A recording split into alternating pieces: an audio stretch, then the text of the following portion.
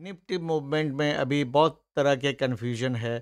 क्या ये new high बनाएगा या फिर ये नीचे की ओर आएगा? 25,500, 25,200 एंड 25012 के लेवल को रीटेस्ट करेगा। तो वीडियो को अंत तक देखना सुनिश्चित करेंगे। इस वीडियो में हम लोग देखेंगे निफ्टी डेली चार्ट का एलियट वेव एनालिसिस और निफ्टी के 1 आवरली चार्ट का एलियट वेव एनालिसिस, और समझने की कोशिश करेंगे निफ्टी का डायरेक्शन क्या रहने वाला है। हेलो दोस्तों, वेलकम टू माय चैनल। मैं हूं आपका दोस्त नाइस वर्ल्ड। फ्राइडे को निफ्टी ने क्लोज किया 26068 में, और ये एक बेयरिश कैंडल है। यहाँ पे अभी निफ्टी का मूवमेंट नीचे की ओर जाने की प्रबल संभावना है।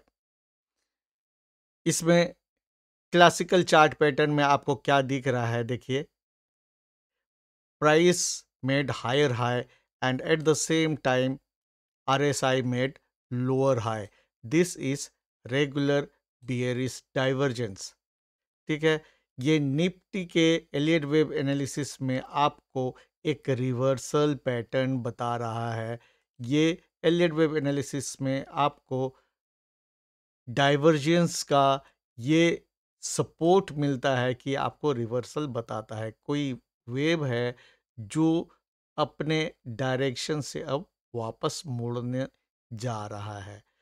तो अब यहाँ इसमें है कि क्या क्या हो सकता है। आप यहाँ पे सीधा देखोगे, ये लीडिंग डायगोनल था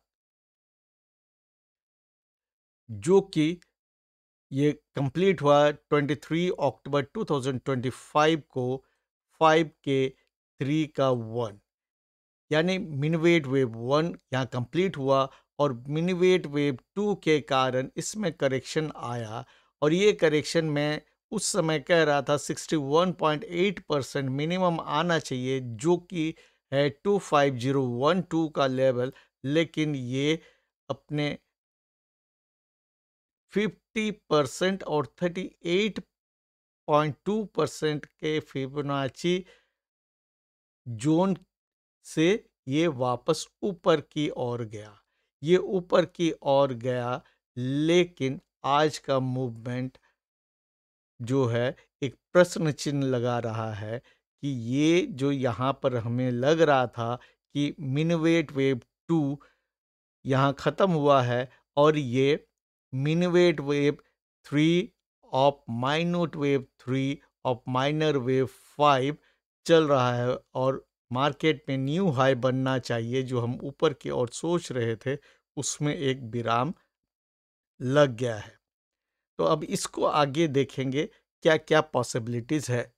एक तो ये है कि ये ABC में जो हम लोग सोच रहे थे कि मिनवेट वेव 2 यहाँ कंप्लीट हो गया है करेक्शन, ये कंप्लीट नहीं होके उसका एक पार्ट है। ये यहाँ से यहाँ A है, ये B, और इसके बाद C, फिर ये नीचे आएगा। अगर इस तरह का कंडीशन होगा तो ये क्या कहलाएगा? This is irregular flat. Flat है। रेगुलर फ्लैट अगर होगा तो इस हाई के लेवल से, मतलब इसी लेवल से नीचे आना था। इसको थोड़ा सा ओवरशूट किया और ये इस हाई के ऊपर गया। 26104.20 का हाई बना था 23 अक्टूबर को। इसके ऊपर इसने हाई बनाया 26,246.65 का, यानी कि ये इरेगुलर फ्लैट है अगर डेली चार्ट में देखेंगे। और उस हिसाब से क्या होना है, नीचे जो है वेब सी बनना है। वेब सी हमेशा 5 सब वेब स्ट्रक्चर होता है, इस तरह से होगा।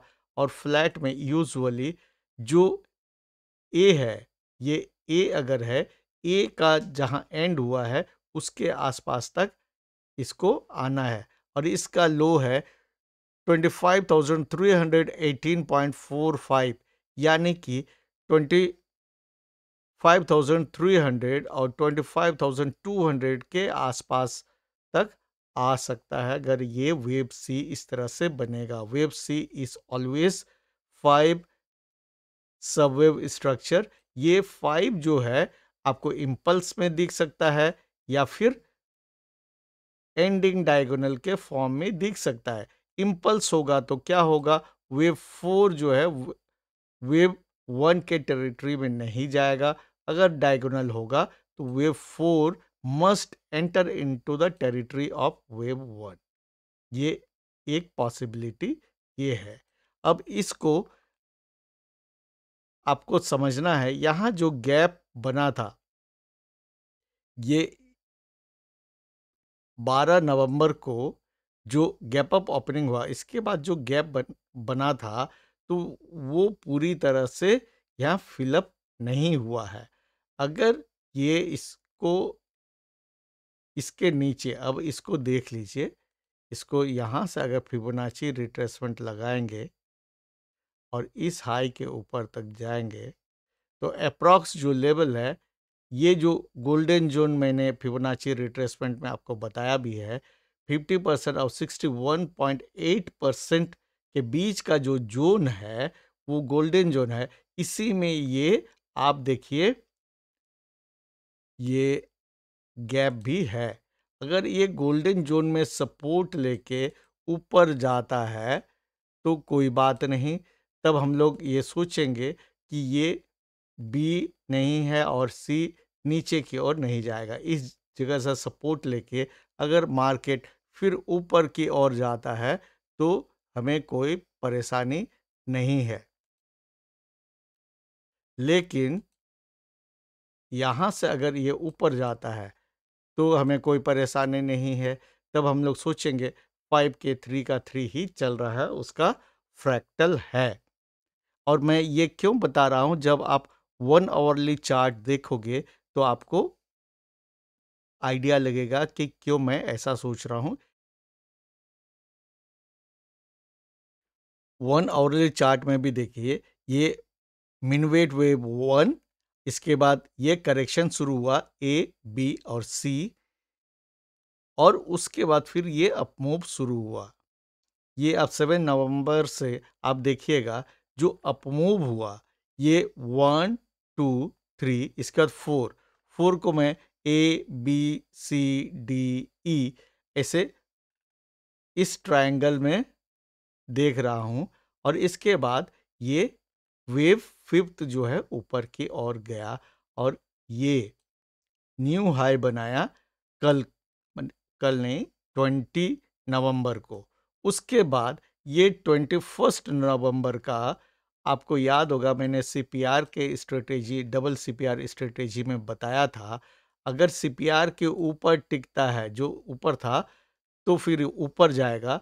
लेकिन ये पहला कैंडल ही सीपीआर के नीचे खुला, आप उसको चेक कर लीजिएगा। सीपीआर के नीचे खुला मतलब आपको बाय नहीं करना था। चाहे आप एलियट वेव से कंफ्यूज हो भी रहे हैं, अगर सीपीआर आपने देखा होता तो फ्राइडे को मॉर्निंग में आप बाय नहीं करते। तो यहाँ पे देखिए इस तरह से ये ए बी सी ये हो सकता है, या फिर 1 2 3 4 5 इस तरह से आए तो वो अलग बात है। लेकिन यहाँ पे 1 आवरली को देखने के बाद क्या लगता है कि यहाँ से यहाँ का जो मूव है, जो डेली चार्ट में हम बोल रहे थे कि वेव बी हो सकता है, उस केस में ये वेव बी नहीं होगा, क्योंकि वेव बी हमेशा 3 सबवेव स्ट्रक्चर होगा। कोई भी करेक्टिव वेव जो है 5 नहीं होता है। ये वेव बी जो है या तो A B C D E होगा, या फिर जैसे यहाँ पर A B C D E है, ये वेव 4 में बना इस तरह का ट्रायंगल आपको वेव बी में भी देखने को मिलेगा। लेकिन यहाँ पर क्लियरली आपको 1 2 3 4 5 दिख रहा है। That means this is not a corrective wave, this is an impulse. उस केस में हम ये मान के चलेंगे कि we are not going to see 25,321 second. और इसमें फिर आता है वही जो गोल्डन जोन की बात है कि ये जो गैप यहाँ पर क्रिएट हुआ था, वो गैप जो है भरने की प्रबल संभावना है, there is high probability of filling up of this gap, और यहीं से मार्केट को सपोर्ट लेके फिर ऊपर जाना चाहिए इसके आसपास से। ये अगर ये वेव काउंट हमारा सही निकलता है, और यहाँ पे जो है यहाँ से ए बी सी का करेक्शन होगा, तो ए या तो आपको इस तरह से सिंगल वेव मिल सकता है, यानी इसको अगर और छोटे टाइम फ्रेम में हम देखेंगे तो आपको वेव ए यहाँ पर आपको 1 2 3 4 5 इस तरह से भी दिख सकता है, लेकिन अभी थोड़ा समय है, उसको ध्यान से देखना होगा। 25,894 तो मिनिमम दिखना ही चाहिए एलियट वेव थ्योरी के हिसाब से। अब कोई भी चीज़ माने तो अब ये करेक्शन तो आना ही चाहिए। और दूसरा, ये जो गैप है इसको अगर भरना है तो आपको 50% और 61.8% फिबोनाची रिट्रेसमेंट जोन जो है, जो कि गोल्डन जोन है, यहाँ तक आने की पूरी संभावना है, अगर ये मेरा 1 2 3 4 5 ये काउंट सही है। और तब तक हमें ये दोनों चीज़ लेके चलना होगा। इस अगर जो लोग शॉर्ट कर रहे हों, इस जोन में आपको जो है अपने पोजीशन हल्के कर लेने चाहिए, क्योंकि यहाँ सपोर्ट दिख रहा है। ये सपोर्ट जब टूटेगा फिर तो 25,300 25,200 का लेवल जो है आ सकता है, लेकिन एक बार में आप नहीं सोच सकते हैं। अगर 25,674 जो कि 61.8% फिबोनाची रिट्रेसमेंट लेवल है, ये अगर टूटेगा, एलियट वेव थ्योरी के हिसाब से next important Fibonacci retracement level is 78.6%, जो कि है 25518, जो कि 25,500 के साइकोलॉजिकल लेवल से मैच कर रहा है। तो आपको ये सब थियोरेटिकल चीज़ें ध्यान में रखना होगा और उस पर्सपेक्टिव से मार्केट को देखना होगा। हम लोग एलियट वेव एनालिसिस कर रहे हैं, मार्केट में बाय और सेल जो है मैं नहीं बता रहा हूँ, वो आपको उसके लिए ज्ञान बढ़ाना होगा, क्योंकि मार्केट में ट्रेड कर रहे हैं तो आपको risk management and position sizing और ट्रेडिंग साइकोलॉजी का ज्ञान होना बहुत ज़रूरी है। And learning is a continuous process, आपको सीखते रहना पड़ेगा। तो आज का Elliott wave analysis in daily chart and hourly chart of Nifty is complete here. अगर आपको ये वीडियो अच्छा लगा हो तो वीडियो को लाइक और शेयर जरूर कर दीजिएगा, और जिन दोस्तों ने अभी तक चैनल को सब्सक्राइब नहीं किया है और सीखना चाहते हैं एलियट वेव एनालिसिस, तो चैनल को सब्सक्राइब जरूर कर दीजिएगा, क्योंकि बहुत जल्द ही मैं Elliott wave analysis theory learning videos लेके आऊँगा।